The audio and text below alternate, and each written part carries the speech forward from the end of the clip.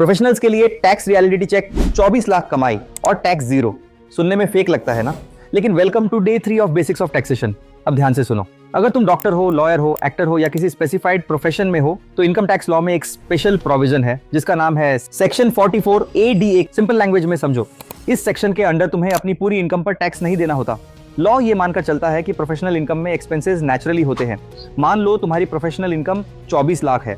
Section 44 ADA के according ये assume किया जाता है कि तुम्हारा 50% खर्च है। इसका मतलब टैक्सेबल इनकम मानी जाएगी सिर्फ 12 लाख।